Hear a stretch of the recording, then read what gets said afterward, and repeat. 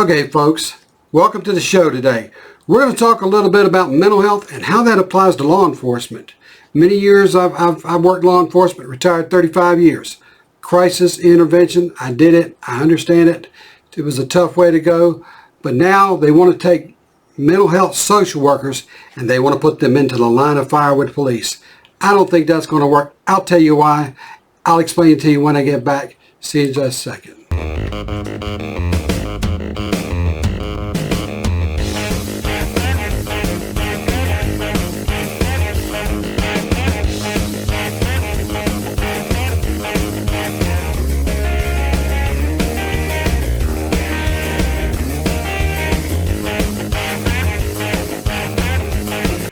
All right, folks, let's talk about this now. One of the most dangerous jobs that you can have, especially today with the assault on law enforcement from all the different entities out there that want to defund the police.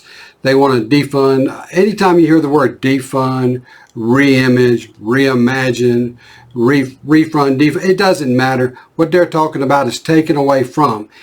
That means taken away from your protection, those who protect you each and every day, those who are willing to put it on the line for you and to make sure that your folks come home safe, your family's there safe. So without further ado, I want to talk about mental health, social workers, and how that applies to dangerous calls. Now, I started something just kind of coincidentally on the way to work. It's called On My Way to Work. And I just start talking to the folks and put it out there. And I want to put it out there and introduce you to one of the first on the way conversations that I had with the folks out there in the different places, and whether it's Facebook, Twitter, it doesn't matter. Whether it's a podcast, wherever it goes, let me tell you what my thoughts are from a law enforcement standpoint, and we'll go from there.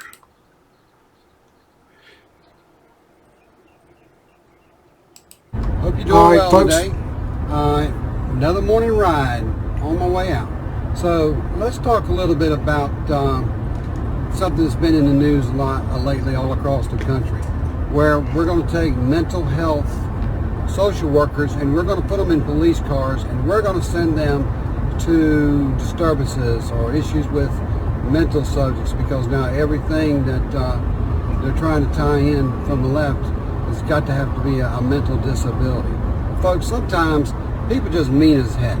That's just the way it is. And they're not mental. They're mean. They're angry. They're ticked. They're out there to make everybody else's life miserable, to intimidate and scare people, and actually hurt some people. And sometimes, a lot of times it's the family. So the reality is that doesn't mean they're all mental. So let's look into that.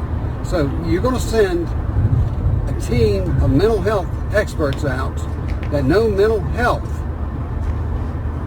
And on the face value, that might sound good, but what they don't know is the danger that's in the streets.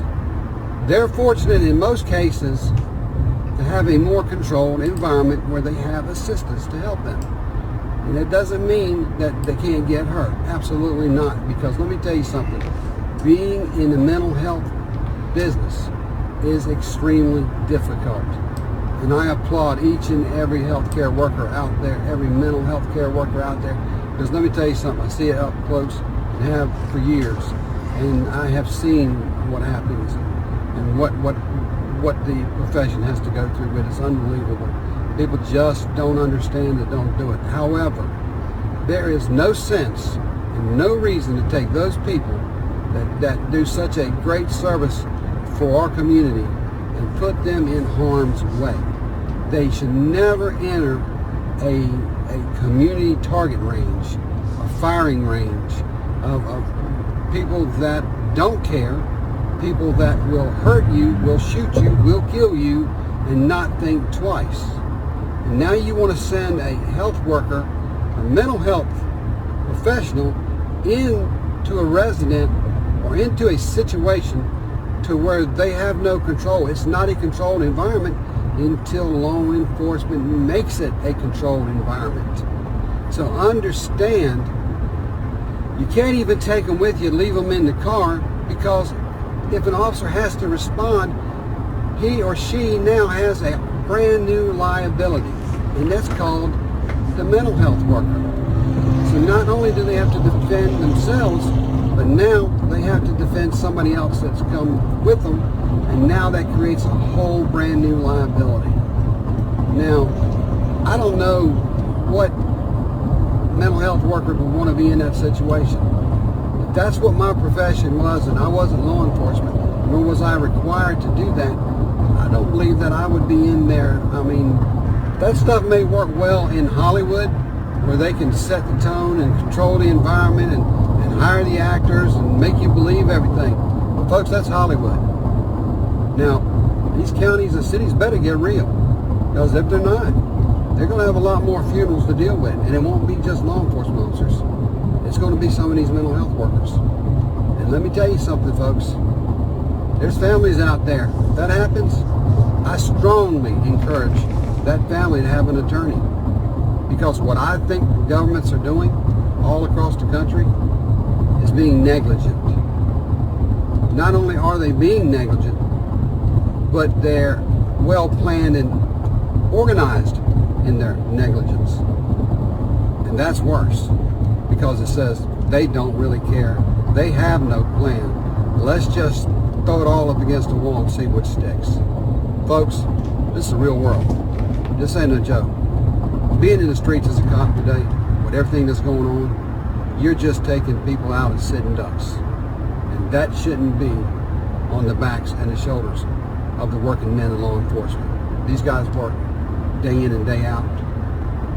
They need to go home to their families just as much as the mental health workers need to go. So I ask each and every government out there, rethink your position. Rethink your thoughts. Because guess what, folks? Lives depend on it.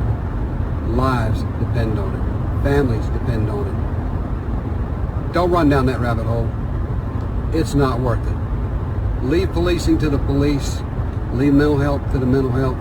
And let the police who are trained in CIT measures and dealing with mental health, let them deal with it the best way they know how.